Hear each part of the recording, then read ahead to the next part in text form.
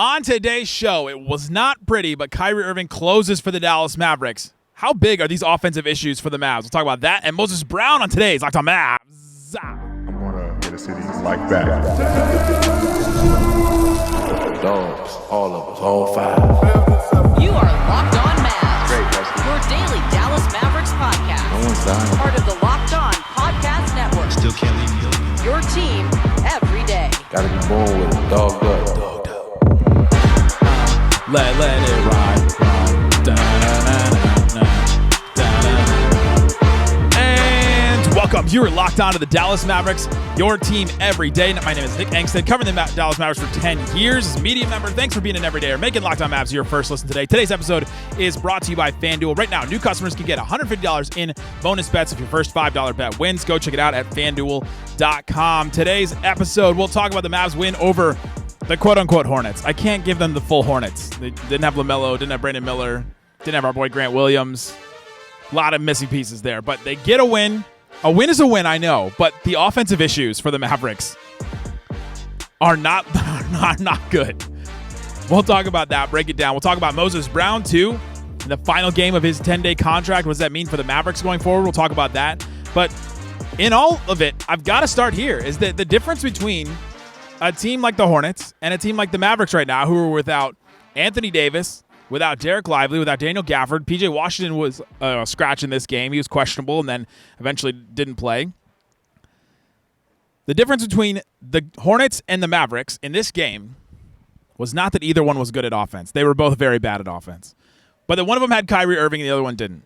That is the difference between these two teams in this game. Tie game with 6:42 left in the game. 83-83, not a normal NBA score. 83 points. Kyrie, ISO, drive, jumper. Mavs at 87. Kyrie, drive, dish to Dwight Powell. Mavs 89. Then Kyrie and one drive finish makes it a 94-87 game. Just right out of that, all of a sudden it's a 7-point game. Kyrie, 3 buckets in a row or 2 buckets in a row and an assist. Massive moments when you have a star like that that can just go get a bucket whenever you need it. That's the difference between these two teams. The Hornets didn't have LaMelo. They didn't have Brandon Miller. They didn't have their stars to go get a bucket. They were trying to get, KJ Simpson or Miles Bridges or our friend Josh Green or Nick Smith. They're trying to let them go try and get a bucket. The difference between the levels of offensive players in the NBA can be seen on a night like this when nothing is going right. Everything is bad. Everything is terrible. What was Kyrie at halftime? He was 3 of 11. Even he wasn't hitting. But when you're a star like that, you can turn it on and you can make things happen in the closing moments. He finished 11 of 24. If you just looked at the box score, you'd be like, 11 of 24? That's 46%. That's not too bad. 2 of 9? Oh, he could have made a couple more threes. Only got to the free throw line one time, and it was the 1-and-1 there at the end. But he finished with 25 points. Okay, it's fine. Okay game. But you wouldn't have known the whole story of this game where the offense just was brutally awful for both teams. The Mavericks finished with 103 offensive rating, which is just downright terrible, awful. That's the offensive rating of the Hornets when LaMelo Ball doesn't play for them coming into this game. That's what it was for the season. That's what the Mavs had in this one. And it's becoming a concerning thing that we'll get into a little bit later. But I want to focus on Kyrie because the way he just takes control, the way he takes command, the way that he was pointing out where guys should go on the floor, the way he's rallied this team around him. We've talked about him so much. We've talked about how good he's been as a leader off the court, on the court now. He's done so many things for this franchise. He's given the right answers in media availability and questions post-game, pre-game, to in sit-down interviews. He's done everything right for this team. And again, on the court, he proves it again. Coming up big, hitting big clutch buckets, and just going and getting a bucket. He kind of waited and bided his time and waited for his spots, but he went and got it. And it did it in different ways too. The one at 550 was an ISO drive into a jumper. He just stopped, popped, pulled up. Another one, drive, and the attention was around him, and so he got doubled, and he dished it to Dwight Powell, and Dwight Powell got a bucket. Then he had an ISO turnaround where he stopped, and he kind of hesitated into the jumper, into the fadeaway. You know how usually you hesitate into a dribble move? He hesitated into a jumper where it totally threw the defender off, and he was able to get his fadeaway off much cleaner than if the defender was ready for it and jumped with him. A hezzy turnaround jumper is not something that I think I've seen before, and that's what Kyrie does. He gives you something every night that you hadn't seen before. He gives you dribble moves. He gives you finishes at the rim. He gives you big shots. He gives you a three-point shot where he starts on one end and then he ends it like flying all the way over here because he's just jumping so far from left to right when he hits these shots. It's awesome to watch Kyrie. It's a privilege to get to watch him every night. And this is another one of those examples. Not a lot of is right for going right for the Dallas Mavericks, and Kyrie finds a way, and he just finishes. You'll take it. I'll take that from Kyrie. Then the floater with minute 21 left made it a 99-91 game that basically iced it. He did fumble the ball at minute 48. If we want to give him all right, here's one little small thing. He fumbled the ball, and I think he kicked it. But the ball just shoots out, goes right to Klay Thompson. He picks it up, and he throws in a three. And you're like, okay, now things are going right for the Mavericks. Now the offense is rolling for them. Now they're getting things done. And that was awesome for him. Kyrie Irving, 25 points, 9 boards too, getting some offensive rebounds. He got 1 offensive rebound, but getting some rebounds is good for Kyrie. He likes to say to us that he's a power forward, that he's a 4, and so getting rebounds is part of that. 5 assists, 2 steals, 2 blocks. We talked about his hands the other day on defense. He had he had 2 steals, 2 blocks, and it was just how good his hands are, where if he's underneath the basket, you don't think it's a crazy mismatch for the other team because he's going to be able to swipe the ball down. Mark Williams, I think, had one of them where it was like he got the rebound, he went down like you're not supposed to, and he was going to go back up. And Kyrie just swiped it out of his hands. It's like, oh, that's not a huge advantage when Kyrie is down there because his hands are going to make it a problem for you to try and get to the bucket. Kyrie's defense, I thought, was really good in this game too. He stepped up in that area, and the whole team has followed suit. If you want to give them credit for something, I guess it would be their defense. I'm not giving them credit for their offense. That's for sure. But the Charlotte Hornets, a 95 offensive rating, and had a 9% free throw rate, which means that they didn't go to the line very much at all. They took 13 free throws? There's not many free throws in this game at all. Not many fouls really called in this game. 16 on the Hornets and only 11 called fouls on the Mavs. But Kyrie setting the tone on offense, on defense, showing, all right, let's go. In the closing minutes, in the closing moments, with 6 minutes left, he takes over. And that's the game. And that's the difference. And we've talked about the trade so many times. We've gone over it all the time. But at least the Dallas Mavericks still have a star. Even with Anthony Davis out and injured, they've got to be able to stay afloat. What did Klay Thompson say in the show we talked about yesterday? He said, I feel like this is a championship team. We've just got to stay afloat. We've just got to stay with our head above water. And they're going to be able to do that because Kyrie's going to drag them to it. Now, what state will Kyrie be in by the end of this where he drags them to whatever record they're going to have at the end of this? When he finishes with almost 39 minutes against the Charlotte Hornets team that had lost by 53 to the Blazers? Now, that's not something I'm feeling really great about. He's having to put in a big minute load against a team that you shouldn't have to. And he's having to put in a big workload against a team that he shouldn't have to. And so I'm going to give Kyrie credit, but I'm not going to give the Mavericks credit for it because I think that right now you're treading some dangerous water with that. Although the Phoenix Suns are giving them every chance that they can get because the Phoenix Suns lost to the New Orleans Pelicans tonight. They're 27-32. They are now, 5 games back, 4.5 games back from the Mavericks? That team is imploding. And the Mavs took advantage of their opportunity. The Suns did not in this game, in their game against the Pelicans. They lost to the Pelicans, man. It's brutal. That team over there is not doing great. And they're healthy. It's not like they're dealing with a bunch of injuries like the Mavericks are. The Mavericks are missing almost their whole starting lineup, right? AD, Lively, PJ, Caleb Martin, I guess maybe you could throw him in there sometimes. They're missing a bunch of dudes. The Suns over there are they're missing. The Mavs are missing their dudes. The Suns are missing dudes, apparently, that want to play basketball and that want to win and have championship mentality, I guess. I don't know, but that's brutal. So Mavs take advantage of their opportunity. It's all in the back of Kyrie Irving. That's the difference between a team like the Mavericks, even after the trade, and a team like the Hornets, who their star was injured in LaMelo Ball. He was a late scratch for them, and that was brutal for them. But good for the Mavericks. They'll take the break. A win is a win no matter what. But the Mavs offense is a big problem. Moses Bronwn helped with that a lot, so we'll talk about him a little bit later, but I want to talk about the offense first and get into that coming up. Today's episode of Locked On Mavs brought to you by FanDuel. FanDuel Sportsbook has all kinds of props and odds, things that you can use to get in on the action. When the game tips off, the NBA action is just getting started. There's no better place to get in on the action than FanDuel, America's #1 sportsbook. You can check out all the different stuff that they have available right now. They had, oh my God, they're playing again. They're playing again. The Suns get a rematch against the Pelicans on Friday. Suns are a 6-point favorite. I don't know about that one. They play 2 games in a row. I don't know why that makes me laugh so hard, but it really does. Oh my gosh, they have a Luka tab. Yeah, Luka goes to the Lakers. Now all of a sudden they have a Luka tab on FanDuel. Thanks, FanDuel. There's all kinds of other things you can check out as well. It's not just NBA. They have all kinds of things that you can look at for the NFL. If you want to do futures, if you want to do college basketball, if you want to do other things like that, go check it out. Spring training. I don't know if they have spring training, but if they do, maybe just call the number that's on the bottom. Right now, new FanDuel customers can get $150 in bonus bets if your first $5 bet wins. Go to FanDuel.com to check it out today. Again, FanDuel.com for your shot at $150 in bonus bets. That's FanDuel. Make every moment more the official sports betting partner of the NBA. Thanks for hanging out with us on Locked On Mavs, being part of the show, part of the Raccoon Squad, what we call our listeners. We appreciate each and every one of you for checking out the show.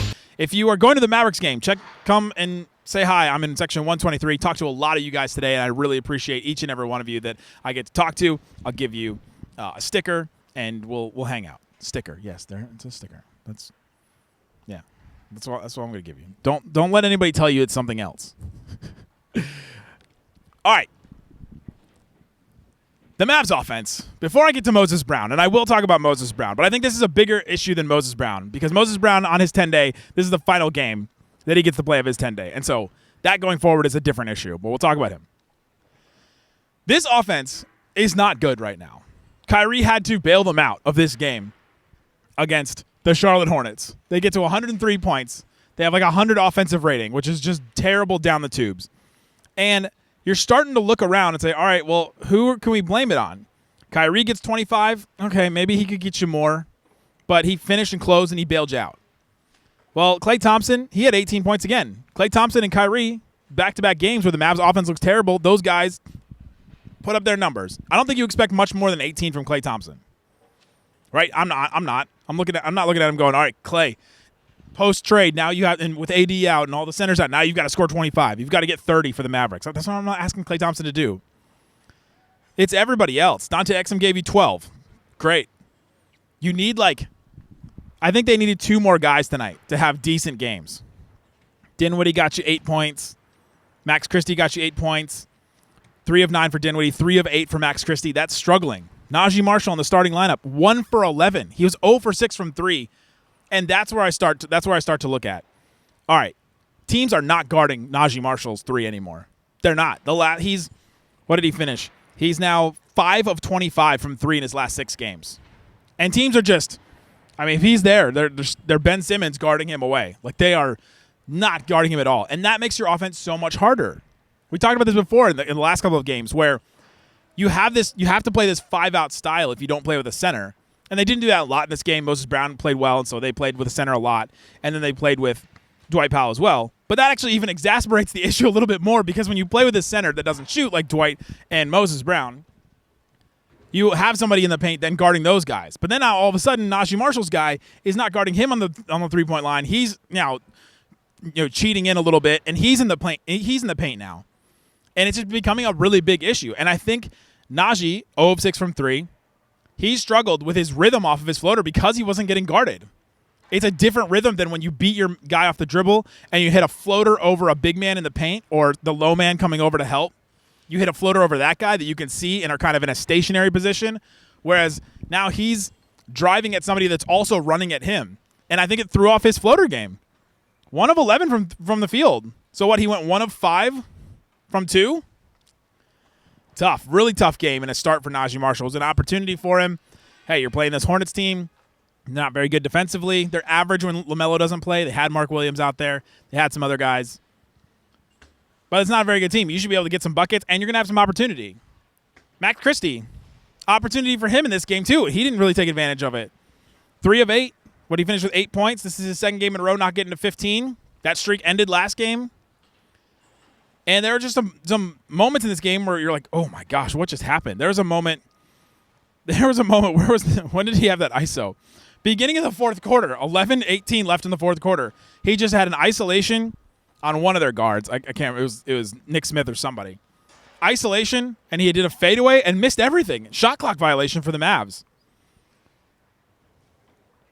Max Christie, a struggle. Hit 2 threes. That was positive, but didn't hit on any of those other jumpers. 4 assists. But that was an opportunity. It's, again, Naji had an opportunity.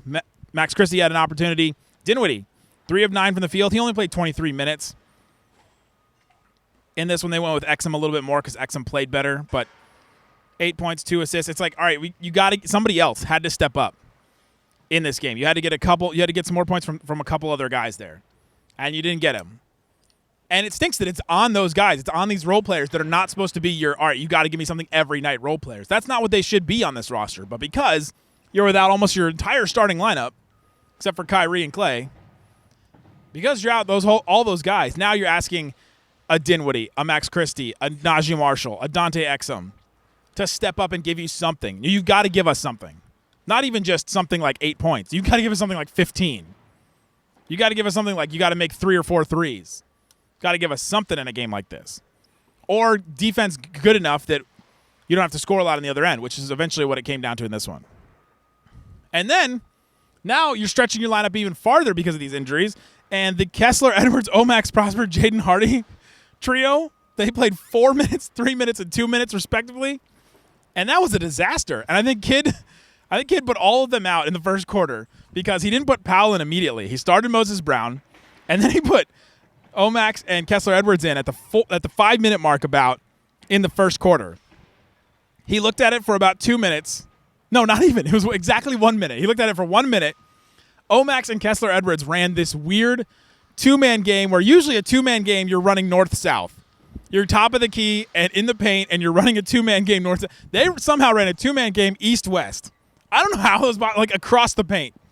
They were running this 2-man game, and it just didn't work at all. 2 plays in a row, obviously. It just looked disgusting.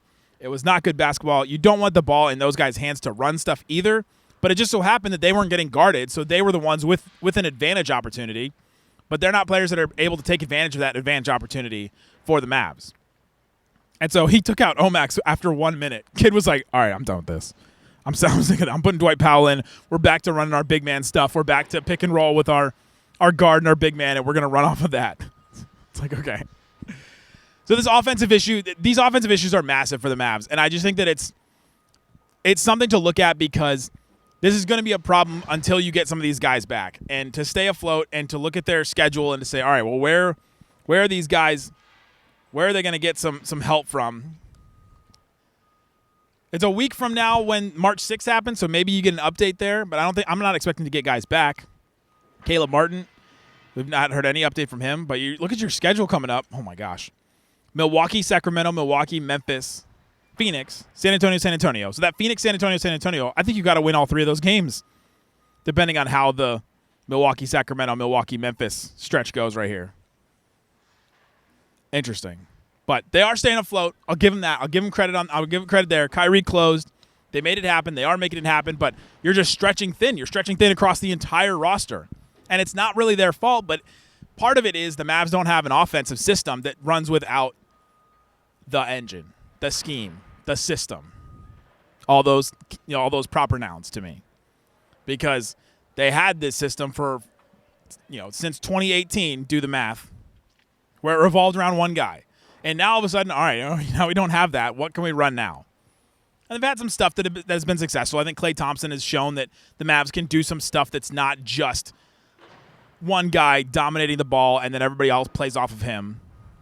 Or Kyrie's got to drive, kick, swing, do something. But the offense is getting kind of exposed right now because they don't have that. They also don't have their advantage of their big man. I understand that. That's something that they'll need. Although Moses Bronwn did play really well and gave them some kind of an advantage there. They had a finisher. They had a guy at the rim defensively. They had a guy to rebound. That was super helpful in this game. One of the reasons why they won, for sure. But their offense is looking bad. And if I'm looking at big picture for this Mavericks team, that's something I'm concerned about. And I'm looking at the schedule the rest of the way, and I'm going, okay, can they just stay afloat? And then if they do stay afloat, then is their offense going to look like this in a play-in game? Well, hopefully they have Anthony Davis back. And when you have AD back, it's going to look completely different. And so maybe it's just, all right, this is what their offense looks like when they're not healthy. But you're playing with like four point guards at times, and your offense still looks this bad. That's where it's kind of confusing to me. All right, you have 4 guys that should be able to attack off the dribble, do stuff, move around, set screens, And it's looking disjointed. It looked disgusting. It looked like they didn't really have a plan at sometimes, and that's something that I'm concerned about. Big picture-wise for the Mavs, looking at this game and seeing how they played, personally, I think you can win a game and still lose, and this is one of those times. Kyrie bailed you out.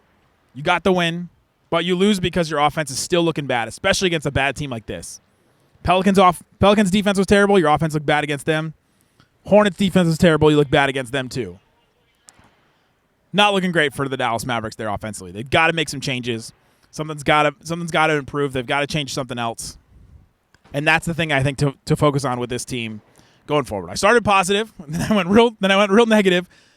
Let's go back to the positive. Moses Bronwn, great game from him. What did he bring? What did he want to bring to this Dallas Mavericks team? We'll talk about that and more coming up. If you don't believe, you shouldn't be here.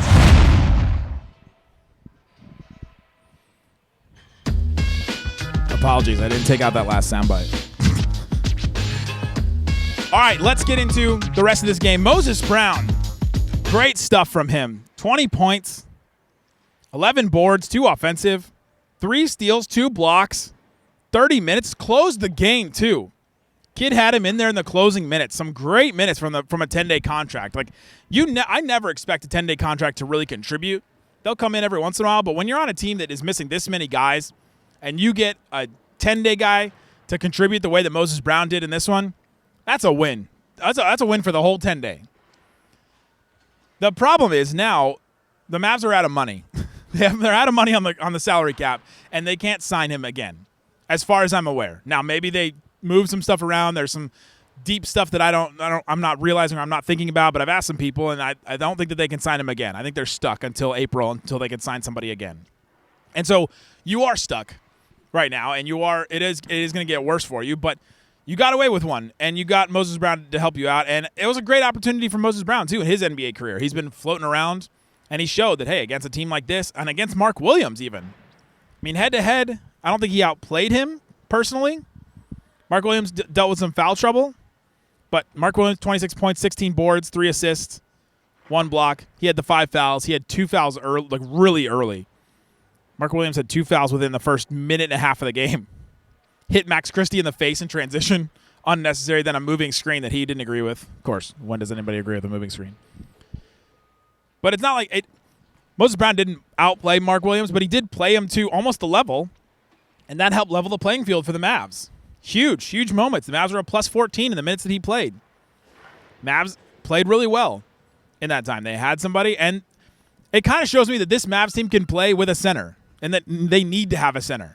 Think about Gafford playing against this Hornets team, right? Gafford dominates teams like this. Gafford would have had 40, I think, tonight against this Hornets team. He just dominates a team like this. Lively would have had a massive defensive game. The Hornets would have not scored as many points in the paint as they did. 62 points in the paint for the Hornets.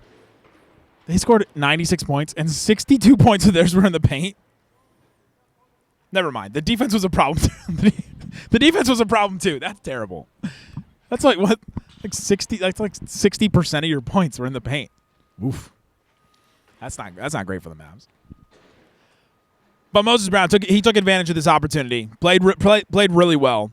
Surprised me in a bunch of ways. And you got to give him credit and give him props for a game like this. He was the best thing that the Mavericks could need right now, and that was available. He was available to play as a player. He was not injured, but he also was available under the rim. Anytime the Mavs got some kind of advantage and were able to draw another defender, he was under the rim. The Mavs just dished it to him. Boom, finished. Boom, finished. Right there, finished. Rebound, stop the play. Rebound on defense. Got, what, nine defensive rebounds. Stopped the play. That's huge. The Mavs have needed that. Remember last year, 2 years ago, before the Mavs made the trade for PJ and Gafford, they couldn't finish plays because they couldn't secure rebounds. Rebounds do matter sometimes, Isaac. Moses Bronwn had an and one, too. Massive. And he was available. I think that was available both in the sense that he could play and that he was available on the court for dishes, dump-offs, finishes, great stuff. He had a really great rebound with 4 minutes, 16 seconds left. Mavericks were only up by 4 at that point, and he grabbed a huge board against Mark Williams where he got that board away from him. Huge moment. And then Kyrie had the and one drive finish that made it 94-87 right after that. Massive clutch play from Moses Bronwn. You'll take that for sure. And then he had another play that I wanted to bring up. He had first quarter. Was it first quarter? When was the play? He had a move where he got the ball and he spun around. He did a spin move, and I thought for sure he was going to travel, but a spin move in the paint and finished. And you go, oh my gosh, is this the same player that the Mavs saw? Or this is even the same player that the Mavs played with last game. That was wild. Great game from Moses Bronwn. Like, more than you could ever expect from a 10-day guy.